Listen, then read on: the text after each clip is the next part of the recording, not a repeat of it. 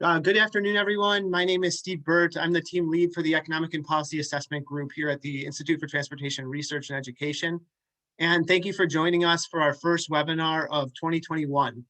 We'll be recording today's presentations, and I'll make sure to share the link with those of us in attendance. And before we get started, I'd like to go over some of the ways in which you can interact with our speakers. You'll notice you'll have a question and answer tab at the bottom of your screen, and you can enter any sort of questions that you may have for our speaker here. Additionally, there's the opportunity for you to raise your hand so that Eugene who is facilitating this webinar, can make sure that your question is addressed. And after each presenter provides their presentation, we'll leave time for questions that you may have for them. So with that being said, we can go ahead and get started. Really, the impetus for today's webinar was to provide access to expert insights, techniques, and applications for using data in transportation economics. This series was really started out of a need that was kind of brought forth by Dr. Daniel Finley. And a little bit about today's webinar. Data has transformed the way in which we comprehend and navigate the deep-seated connections between transportation infrastructure, policy frameworks, and our economy.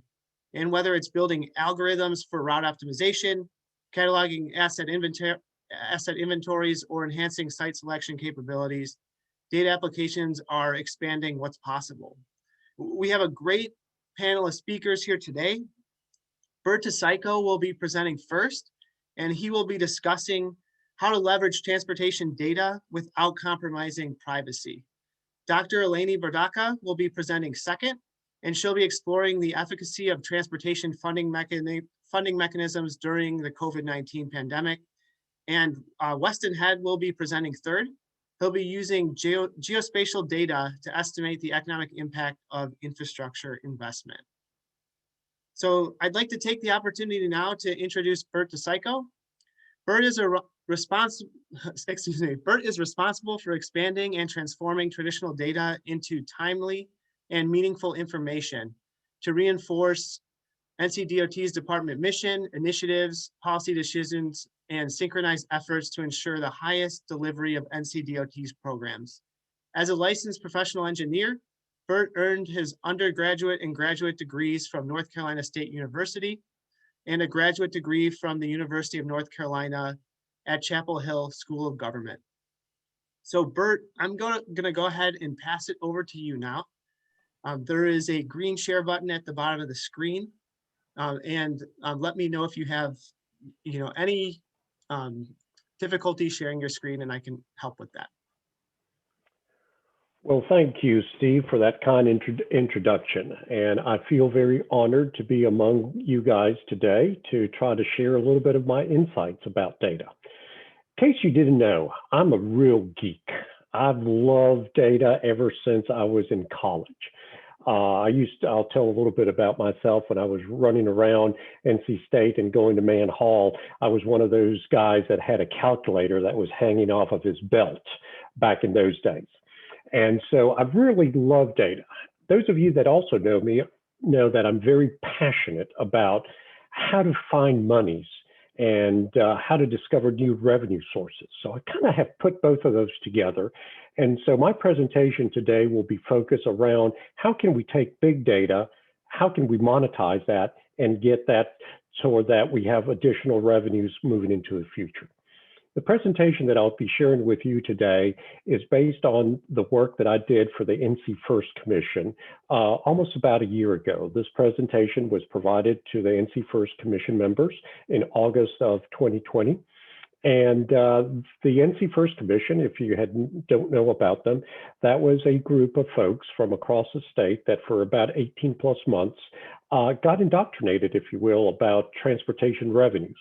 And so they have now completed their work, and they have formalized a set of recommendation with various options.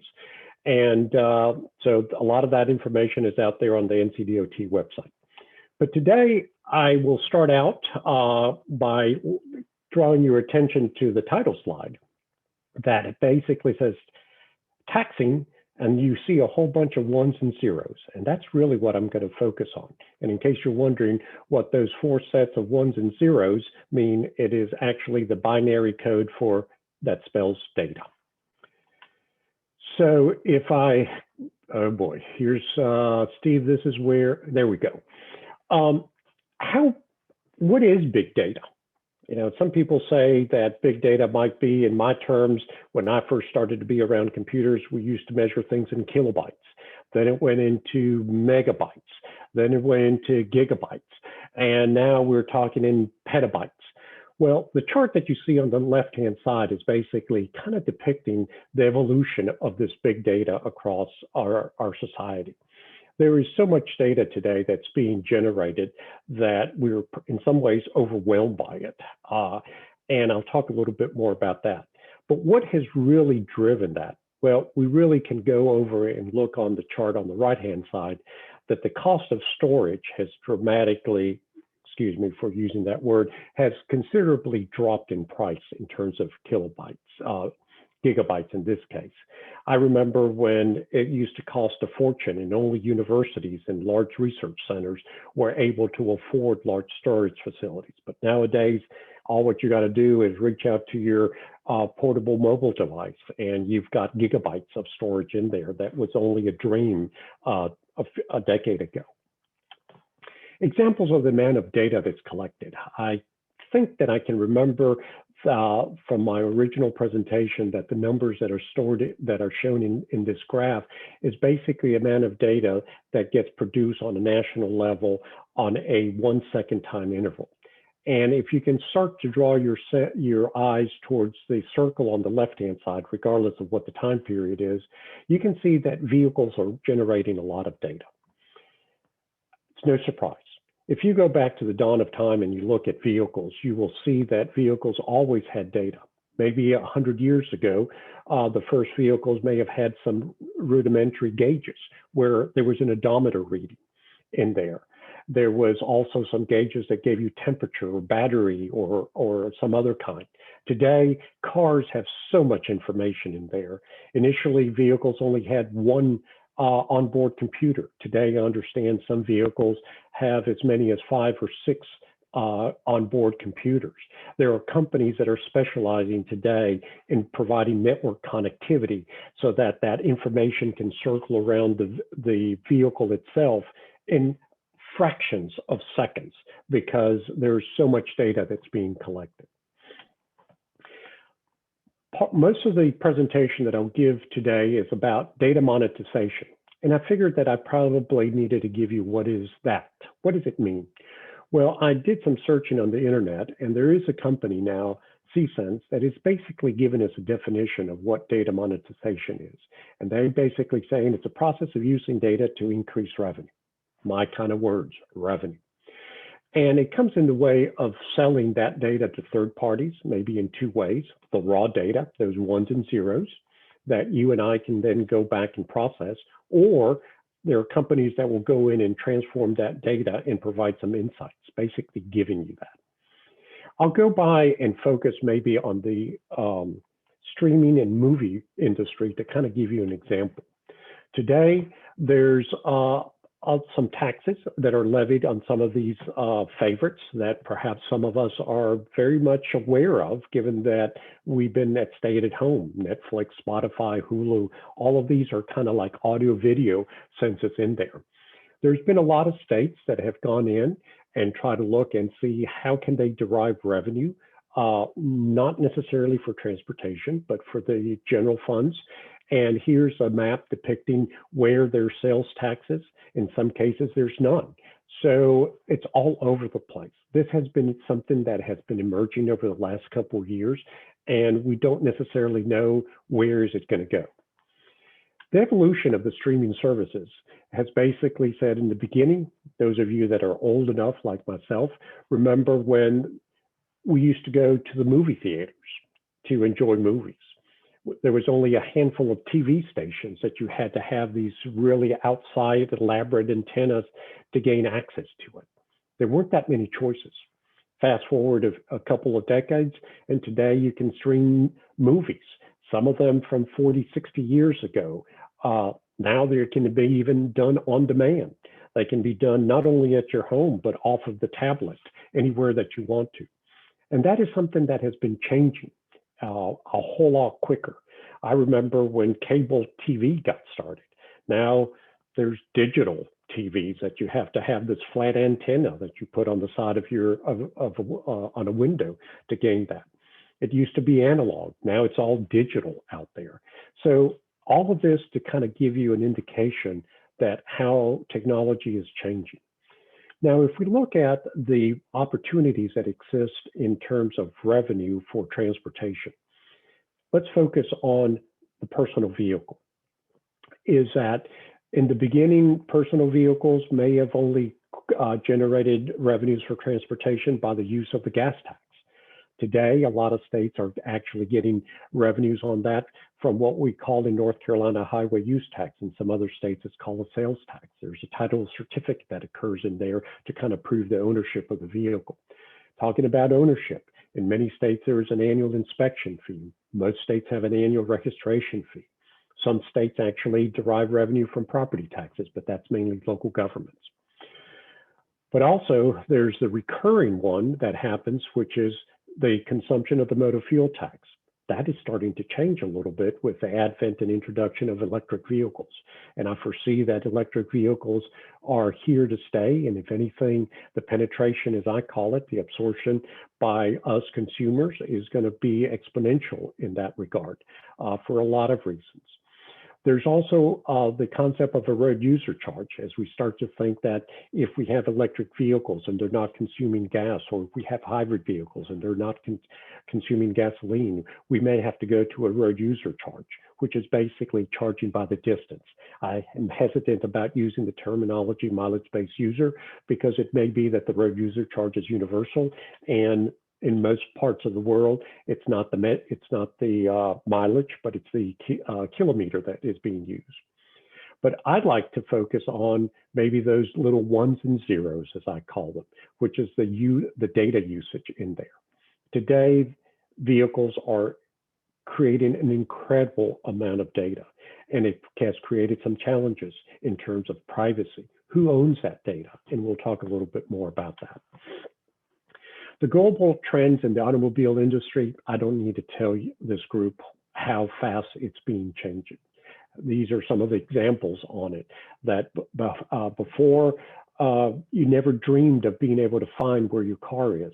Today, you can start your car remotely. If you go, well, in the days when we used to go to a brick and mortar building and we can't remember where we parked, we can click a button or use our app and we can find out where it is. But a lot of things are changing. I don't think we've seen the beginnings of that. Also, the shifting of transportation revenues is starting to change because of the behavior and mobility. A lot of that has been disrupted here recently because of COVID-19. We don't know what the new future, as I call it, will be in there. But some of the issues that go along with data are the issues about privacy. This chart over here is just kind of giving you a sense that as we start to move down from the very rough ideas of vehicles back in the days when the vehicle was only mainly consisted of 4 tires, an engine, and a steering wheel, and no computers except for the human computer, there were not many concerns about that. But all of that is changing with real-time maps. I really wonder, I grew up in an era where having a road map, having the annual state transportation map was a luxury, maybe sometimes a necessity. I don't know how many of you might have an atlas of the road system across the country, or even in North Carolina, or even in the city that we live, because we all have digital mapping. That digital map is tracking us where we're going and how far we go, and learns our patterns and so forth. So all of this is to kind of give you the a lay of the land of what will be happening into the future. Some of these thoughts are mine, and some of these are derived from a study that McKinsey Consulting has done over the years. Monetization of data, it's a new business opportunity. You see the issues about what the global market might be by the year 2030. Who's to say that those numbers are accurate? If they're low, the orders of magnitude are still big enough. But if they're on the high side, the more power to us. But it really comes around the data and issue privacy parts. In the US, up until recently, there was a big question about who owns that data. If you bought a car in recent years, you probably signed a 2 to 3 or many pages long data disclosure in there, and the whole notion of privacy. We are creatures of habit. But let me give you a quick update of what's happened here in the US. And let me just preface that by saying in Europe, mainly that issue has been resolved. In Europe, they have said that the owner of the automobile owns that data. Massachusetts basically had a question number 1 on the ballots back in November of 2020, and it passed by a 75% approval rate that basically says that starting in 2022, they're going to standardize the open data platform. However, that improvement, if you will, exempt wireless transmitted data, which in my mind means the data that's collected by the computers on board, as long as they're stored in the vehicle, are ours, but those that are transmitted wirelessly up to the cloud, maybe we still don't have in there, but at least it's getting started. This is something that a lot of state DOTs, I know I'll be doing this for North Carolina, will be watching that into the future. So that is the end of my presentation. Hopefully I've whetted your appetite a little bit to kind of think about data, not in the traditional ways that a lot of people are using it to look at our asset condition, to look at traffic flows and a number of other things, but how can we really look at data and try to monetize that to have that as a different type of revenue source for funding our transportation system. So with that, I'll be glad to take any questions.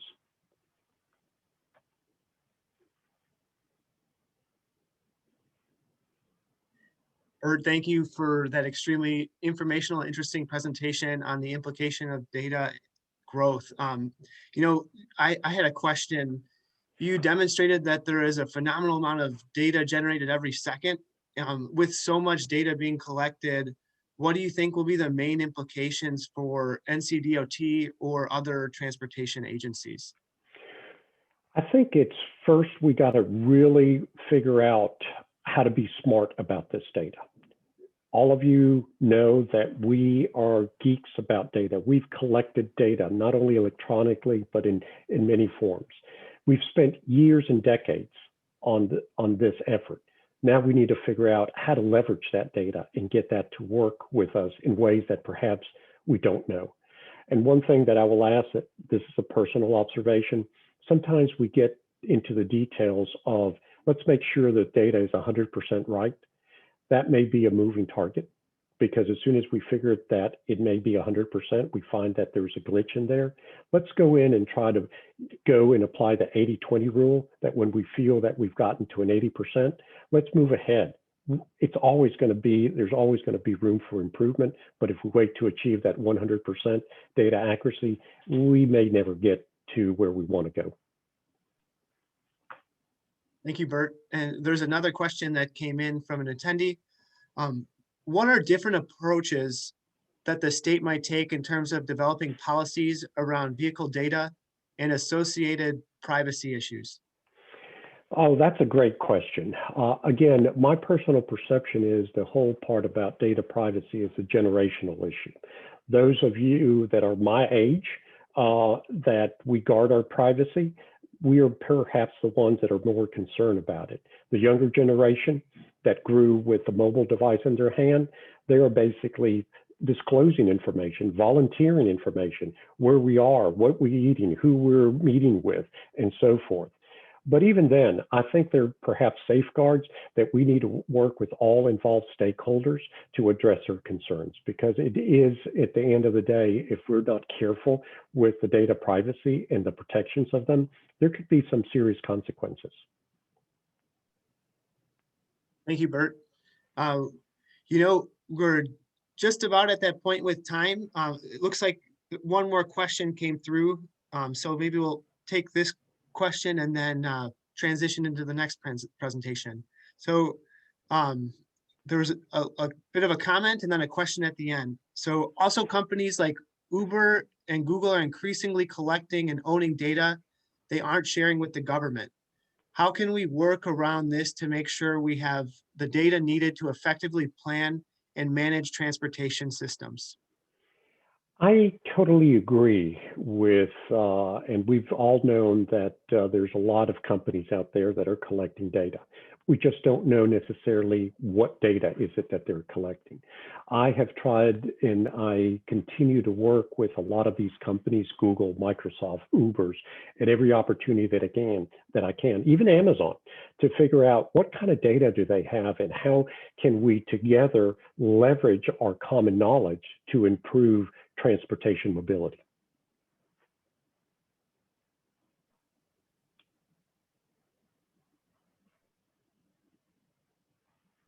Thank you, Bert. I appreciate all the thoughtful ways that you answer our questions, and thank you very much for presenting here today. So, Thank you. Yeah, I'm going to go ahead and transition into our next speaker. So next we will be hearing from Dr. Eleni Berdaka. Eleni holds a PhD and an MS degree in transportation engineering and an MS degree in economics from Purdue University. She earned a 5-year diploma in civil engineering at the National Technical University of Athens in Greece, and her work focuses on 2 main research areas: the study of social and economic impacts of transportation investments and policies, and the analysis of aggregate and individual travel demand preferences and needs related to public transportation systems, smart mobility systems, and land use and infrastructure financing policies. So Eleni, I'm gonna go ahead and pass over the baton to you now, and then let me know. Looks like you were able to share your screen. Great. So go ahead, Eleni. Thanks, Stephen, and thank you and Daniel for organizing this workshop. Very excited to present. Just arranging my Zoom windows here so that I can see my screen too. Okay, so today, well, actually, when Daniel invited me to present, my original idea was that I was going to present on some new types of data that we're trying to use to estimate the impacts of light rail and other type of transit investments on neighborhoods. And we have identified some relatively new sources to study those impacts that include microdata on businesses and microdata on individual households and tracking movements of households over time. So I thought that would be maybe the most ideal topic for this workshop. We still don't have a very good sense of all the limitations of this data.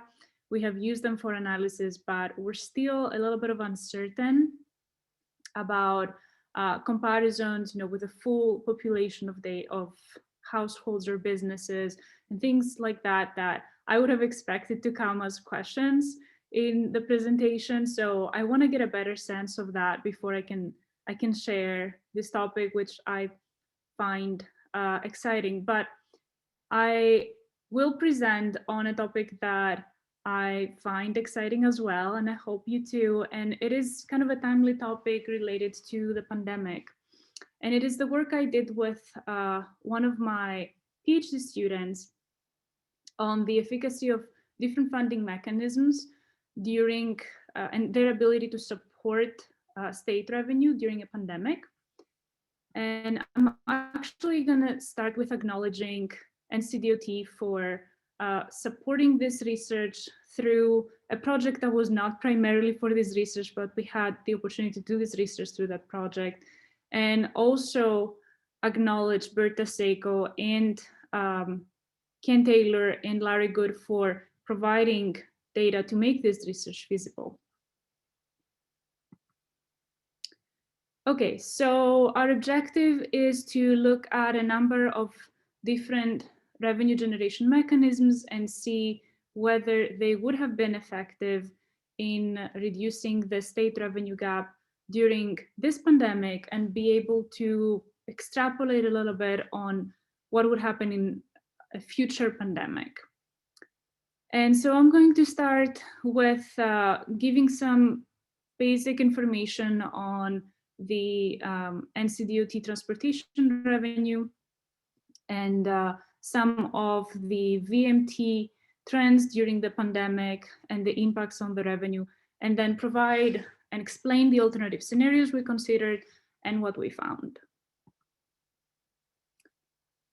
So a few things here on the NCDOT revenue, which is very complicated, but just a little bit to get a sense of it. So the annual budget of NCDOT is about 5 billion and the state revenue is about 75% of that.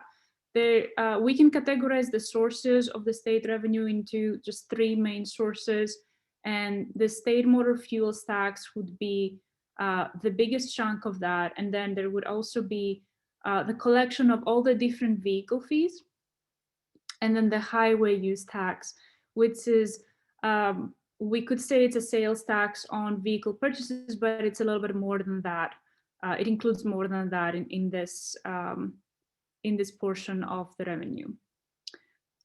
And so we were trying to build some scenarios with the different funding the funding mechanisms that are ICT is using now, and also some that other states are using, and see how those would impact the revenue during the pandemic. But we first wanted to make some good comparisons with other states, and so that we can make some reasonable scenarios. So for the fuels tax, the vehicle fees, and the highway use tax, this is the rates for North Carolina at this point. And here we have some of the highest rates actually in the US. The fuels tax is actually the 8th highest, and the fees are also, well, the fees are not some of the highest. They would be the 27th and 31st highest. There's some states with pretty high registration and license fees. And the one that is one of the lowest, and I should say here, we say second lowest, but there are several states that don't have a highway use tax at all. So it's not very fair to say it's the second lowest. But it is, the highway use tax is at 3%, where we have some states being at 11.5%. That's the max in the US. And again, that discussion was relevant so that you can see why the scenarios we implemented are still within reason, even though they include some pretty high changes on the fees charged to the citizens in North Carolina. Okay, so this is a figure that shows the impacts on VMT from March, when the COVID-19 pandemic started for our country, and until the end of October of 2020. And you can see here that there is a pretty big dip in April, with the blue line, you see what was initially forecasted as VMT for those months. And with the orange line, you can see what was actually measured as VMT per week for those months. And as you probably already know, the highest impact was during the month of April, and especially right after the stay-at-home order was implemented. But even later, with the phased reopenings, we still didn't make it to the full prediction of the VMT, or getting close to that prediction, because a lot of us still work from home. And as you can expect, because the revenue is so connected to the amount of travel, there was a decline in the collected state revenue. And here you can see the projected state revenue in gray and the collected in black for the months between January and October of 2020. And the highest shortfall was actually in May. And that is because we saw the highest decrease in travel in April. So that translated into a loss, the highest loss in revenue in May. And that was coming from primarily from a shortfall in the state fuel tax. And that you can see here in the purple line, collected motor fuel tax.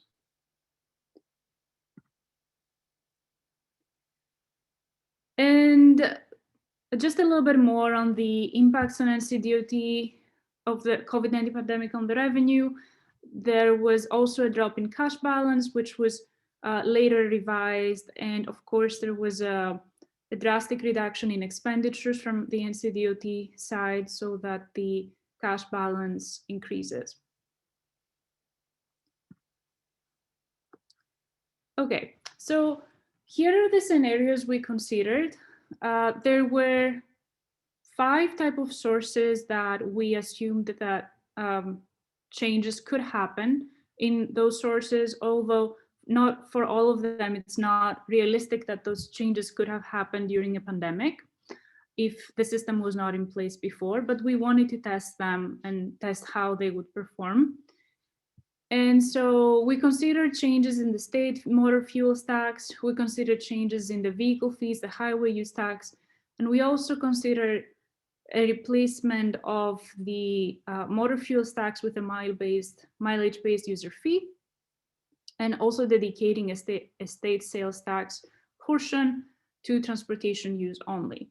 All these changes were implemented independently, so it was not combinations of these changes, I should say, were not considered. And also our timeline was short term. So we did not do a long-term analysis of these changes. We focused on the few months of the pandemic until October, where we had the latest data from NCDOT at the time we were finalizing this analysis. And overall, the analysis has a short-term view. And the reason I am saying that is that we did not consider long-term effects of such changes on, for example, VMT. When we increase price for, let's say, the state motor fuel tax, we are increasing the price of travel. And when we do that, we know that there is going to be some sort of reaction from the demand side. And when we want to consider that, maybe the easiest way to consider that would be through the use of elasticities. And so studies have identified when you increase price by 1%, what is going to be the decrease in the VMT because of that increase in price. So we use short-term elasticities that reflect changes in the short term. In the long term, the changes are expected to be larger. We live in a car-oriented country, so the changes are not that large, but they're definitely larger in the long term. So we considered elasticities for some of these scenarios when it made sense, and I will explain that better as we go through the results. But first, keep in mind that these are for short-term changes, and they're actually not for all the revenue sources, which I will also discuss. So in terms of the specific scenarios, we considered some changes from, for example, for the state motor fuel tax from 20 to 50%. And even at the 50% increase, we're still below the highest rate in the US. We do not particularly recommend a 50% increase. We are just trying to see what that would do in a pandemic situation.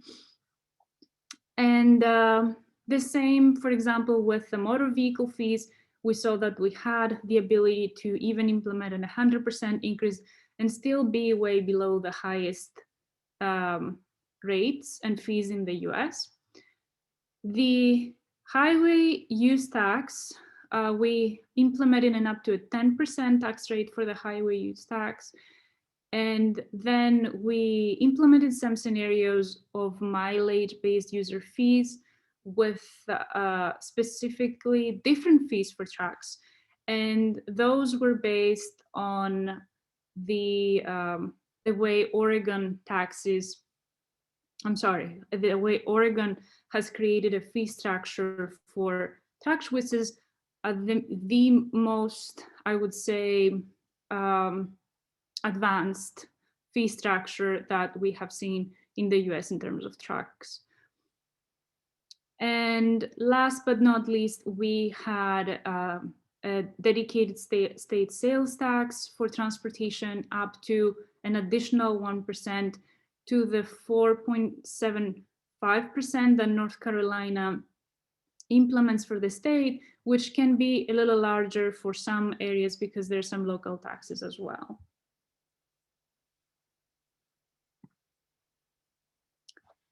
Okay, and I'm gonna go through the results for each of these sources. For our results, we showed results by month, and we also show results cumulatively. So you're going to see on the left, you're going to see for each revenue source, the additional revenue it contributed, the increase, how much additional revenue contributed in comparison to the shortfall in that source, if that is a source that the NCDOT is currently using, and the shortfall, the total shortfall in the state revenue. So that is by month. And then we have a cumulative analysis as well. And I should say here that I prefer more to discuss results on a monthly basis, even though there is a strong focus on the month that had the highest shortfall, so the biggest impacts. The reason is that we happened in this particular situation that we were in back in April and May, we happened to have a short lockdown, and that was related to the administration at the time and some political decisions. But if the administration was different, maybe that may have been a longer lockdown. And some of the health experts recently said that they were not expecting the travel restrictions to be lifted until basically August, given the recommendations that they had given in the administration.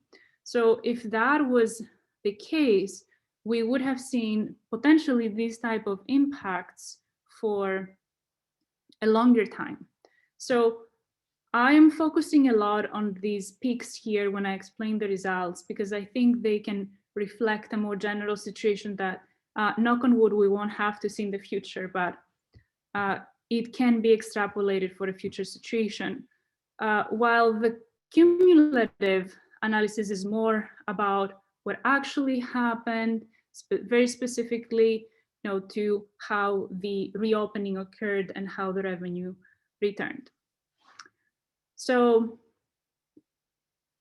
here we're showing the monthly shortfall for the state fuels tax and the state revenue in the black line.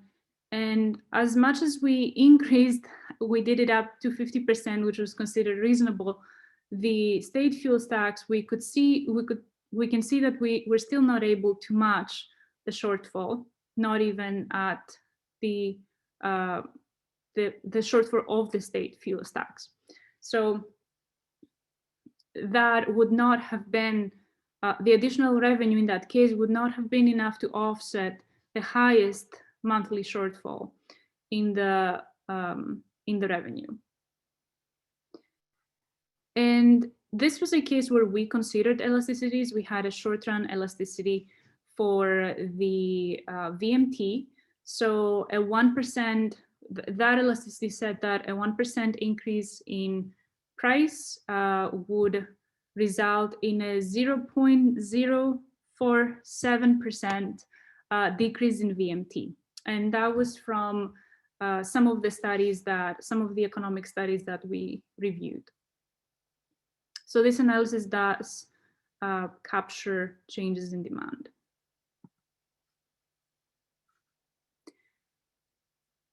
And Steve, I suddenly have the fear that I'm going to go over time. I'm sorry. Just feel free to interrupt me. Thank you, Dr. Baraka. Yes, I guess we are at the point where it might be nice to open up to questions. So maybe if there's a way you can summarize in maybe a couple of minutes, that would be great. Sure. I'm happy to do that. Okay. So changing motor vehicle fees also did not, well, only at a 100% increase in DMV fees would be very radical. We would see us getting close to offsetting the monthly shortfall for the state, but making changes in the highway use tax rate was maybe one of the best ways we found to alleviate the shortfall here. And we found that even an 8% highway use tax rate would be enough to cover the entire state revenue shortfall in the worst month of the pandemic in terms of the revenue. The fuel tax, replacing the fuel tax with mileage-based user fee was, again, a lot based on the example of Oregon to create the fee structure for that. And because it's another form of revenue that is associated with travel, we saw that it would not have been effective, but it was definitely more effective than the changes we implemented in the state fuel tax, and that was because we charged trucks much more based on weight. Finally, the changes in the state sales and use tax were maybe our favorite way of increasing the revenue. We went over some studies, some economic studies that said that the sales tax is one of the most stable sources of revenue during recessions, and decreases in GDP cause less than proportional changes in sales tax revenue. So for that reason, in combination to the fact that here you can see that with a 0.75% additional sales tax, you could have covered the state shortfall in the worst month of the pandemic. This would be maybe our first recommendation. I should say that for the state sales tax and for the highway use tax, we were unable to capture changes in demand. Well, in this case would be sales, and in the case of the highway use tax would be vehicle sales. So this is something that we're still thinking how we can capture. And I'm going to stop talking and answer any questions.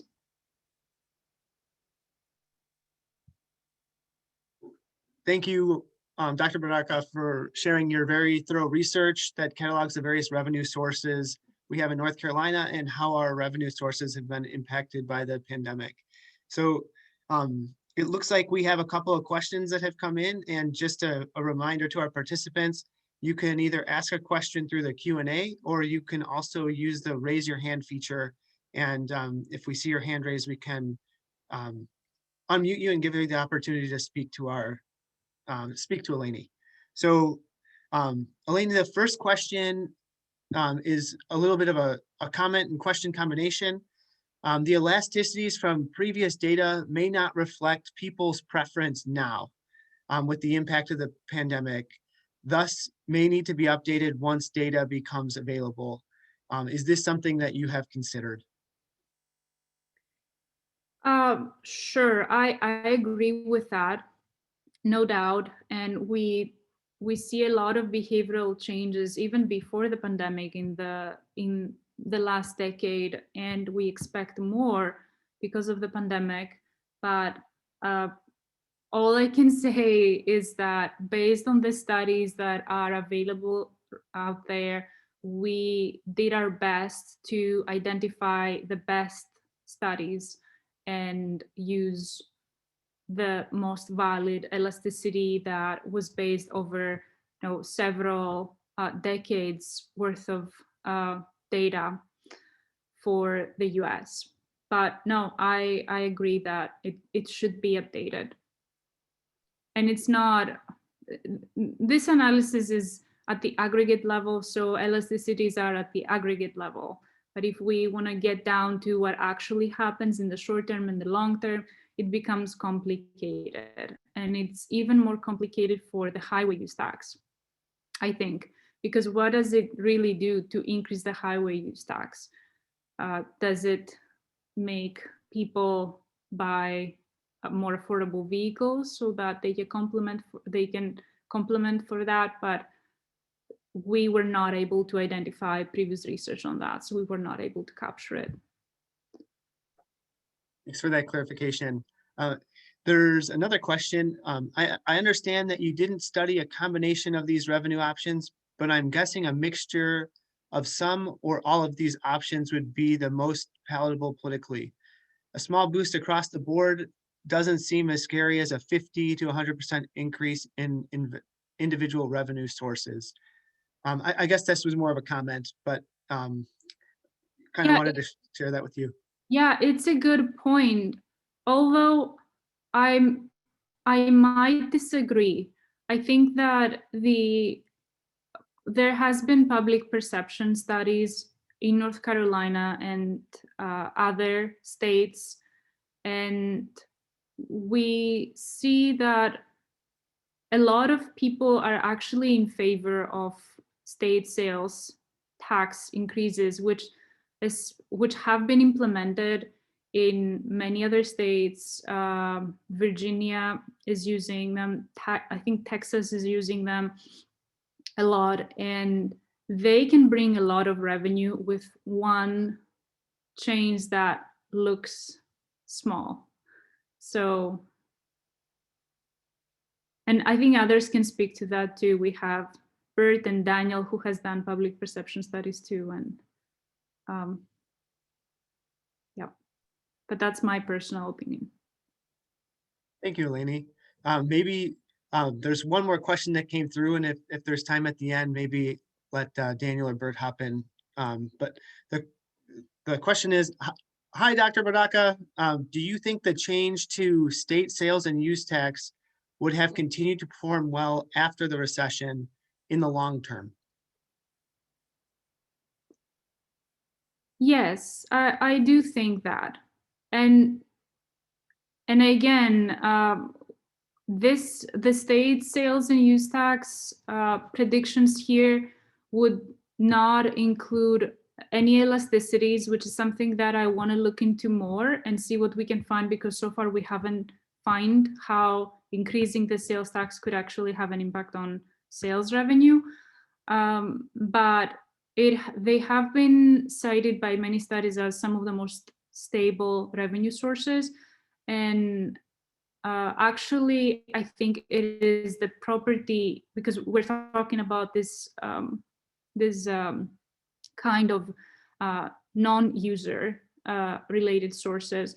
So in addition to that, there is some studies have cited the most stable source to be the property tax. So I think those should also be considered in the future.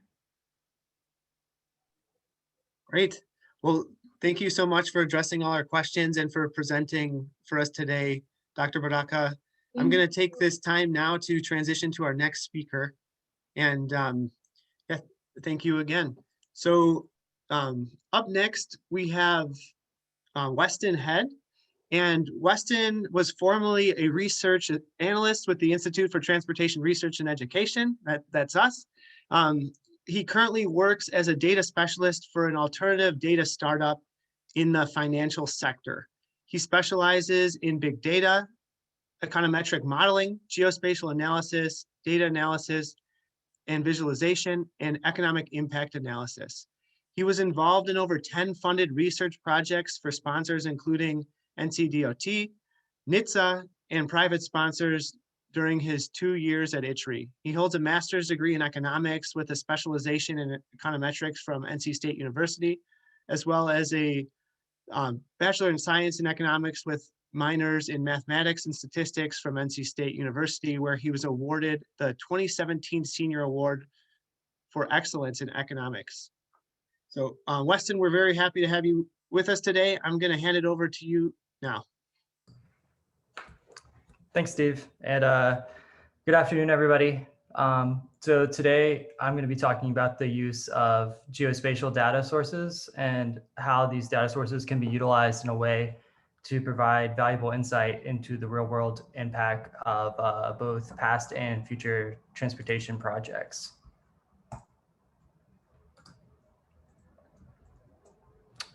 So when new roads or improved roads create valuable real estate for commercial businesses.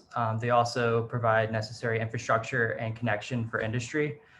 And they also connect commuters with access to further employment centers, prompting residential development. All of these types of development create jobs, economic contributions, and tax revenues for the regions where the road is located. As a part of a study in 2020 for the NC Chamber Foundation, the Economic and Policy Assessment Group at ITRE wanted to develop a methodology to quantify these developments surrounding road segments in North Carolina that had either been improved or built during the time frame of 2001 to 2016. And then they wanted to compare this level of development surrounding these road segments with development surrounding other road segments across the state that had not been built or improved during this time frame. And by comparing these two groups, they could estimate the level of development and the resulting economic impact that could be contributed to the new or improved roads. So to do this, the research team utilized both the National Land Cover Database as well as Esri's business analyst business point locations that you can find within Esri's ArcGIS. So for those who are unfamiliar, the National Land Cover Database is a federally maintained, publicly available data set that tracks the land coverage of all 50 states. The data set works by creating like a Cartesian plane over the entire country and gridding off the country into 100-foot by 100-foot cells, each of which contain a land cover classification code that correlates with the type of land cover in that cell. So as you can see on the slide, these codes range from, blues, which represent waters and wetlands, to greens, which are forests, and then various levels of red, which correlate to varying levels of development, from open space to high intensity developments. So this data set is updated every 5 or so years at about a 5-year lag. And by looking at these multiple data sets, like multiple years of data, you can kind of see the evolution of land coverage across the country and how landscapes are continuously changing. The other data set was the Esri business point locations, which annually provide the point locations of almost all businesses across the state, as well as pretty good coverage across the entire country. As well, to the point locations, they also provide the number of jobs at these locations, as well as the type of business that operates at these sites. So it gives things such as NAICS codes, which can be used to classify the industry that operates there. So by combining both the land cover data set with the business points, you can see not only the changing landscape across the state, but also any new business and jobs that could be associated with the changing landscapes. So using these two data sets, we were able to develop a methodology that could estimate the economic impact of road projects. So to start, we took the 2001 and 2016 land cover data sets and we overlaid them over top of one another. And we were looking for cells that were undeveloped in 2001, but then had some form of development in 2016. So you can see here, when you flip between these two layers, we were looking for ones that were some other color and then transferred to red in 2016. So for each of these locations, we gave them a development point is what we called them. And these points are basically just referring to any 100-foot by 100-foot cell that was undeveloped in 2001 and then was some form of developed in 2016. We did a very similar process for the business point locations. We were looking for businesses that existed in 2016 that were not there in 2001.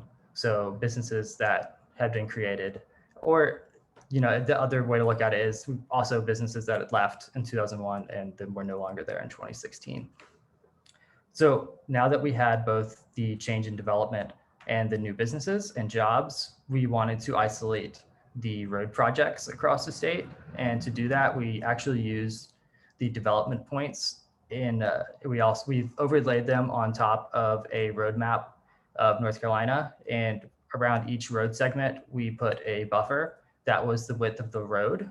And we looked for road segments that had high concentrations of development points. So since the development points were on top of the roadway, we could then determine that those development points were associated with either the creation or the improvement of a road segment. So now that we have all the road projects, development points, and the new businesses, we wanted to be able to associate both development and new jobs in association with certain road segments. So to do this, we created 1 mile buffers around all road segments across the state, both improved and unimproved. And we counted the number of development points as well as new businesses within each of these road segments. And then we compared both the improved and unimproved buffer areas to see the difference between the two groups at a statewide level. So comparing the road segments with a project within the time period of 2001 to 2016 with road segments without projects, roads with projects experience an additional % increase in development in both firms and job growth over the 15-year time period. For example, locations within proximities to NC highway road projects experience a 16% greater job growth than other NC highways that were not improved. Similarly, we see these same trends hold for interstates and US highways, with interstates seeing an additional 47% job growth compared to areas around interstates that were not improved, and 8% for US highways. So we didn't want to just look at statewide level though. As state leaders continue to evaluate the value of infrastructure investment, it has become increasingly important to be able to quantify the economic importance of individual transportation projects. So we isolated 4 locations across the state of North Carolina that had either built new roads or improved existing roadways over a 15-year time period of 2001 to 2016. And we did a very similar methodology that we used to the statewide level, comparing each of the individual sites, both before the project and after the project, comparing the percentage of developed land, the number of businesses, and the number of jobs in the land surrounding each of these road segments. So looking at the results of the analysis and focusing on job growth, we can see that each location saw levels of job growth above the state average for the time period of 2001 to 2016. For example, the NC 16 project in Lincoln County showed extremely high levels of growth following the construction of the new roadway, with the number of jobs in the local area almost doubling in that time frame. This could be attributed to the fact that the NC 16 connected that region to both Charlotte in the south and I-40 in the north, providing a really great connection to the outer region. So this roadway really opened up that region and allowed industry to really move in and created a lot of valuable real estate. So wrapping up my presentation, the using geospatial data sets provided valuable insight into real world impact of historic transportation projects. It allowed us to quantify the development that surrounded new or improved roadways and compare it to the status quo, showing us that areas with new or improved roadways saw much higher levels of business and job growth, which in turn will lead to higher levels of economic impacts and state tax revenues for those areas. This sort of methodology can be applied not just to historic projects, but could also be used to help future site selection, finding locations that would maximize the impact of future transportation projects. So this type of data can be really useful for a lot of different types of scenarios, and is very beneficial to our type of work. So that's actually all I have, a little bit shorter, so leaving time for questions or questions for other people on the panel. So thank you. Weston, thank you very much for providing us valuable insight into the relationship between road projects and economic development. And you know, one question that immediately came to mind for me was, you know, based on what you found with land development and your jobs findings, do you think there are any policy implications we can glean for North Carolina or other states? Yeah, I think I think the analysis definitely shows that, you know, prioritizing, you know, any sort of transportation projects could potentially lead to higher levels of job and business growth. So I think any sort of policies that could help promote that, as well as policies that promote using data for finding project sites, I feel like would be very beneficial, because then you could really optimize the outcomes from these projects as well. Thank you. Well said.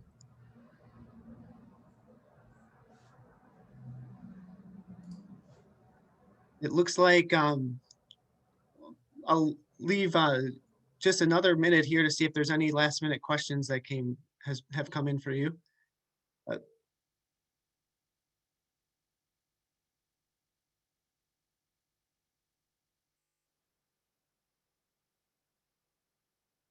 All right, I guess it looks like maybe our audience has received full saturation with today's webinar. So Weston, it looks like you're off the hook, but thank you very much for your truly meaningful presentation. And then thank you again to Bert and Eleni for presenting as well. And as we mentioned earlier, this webinar has been recorded, so we'll make sure to send out that link to all our attendees as well as our speakers here today. Oh, there may be one more question that came through, or actually more of a comment. So happy from an attendee, great presentations today. Really enjoyed the webinar.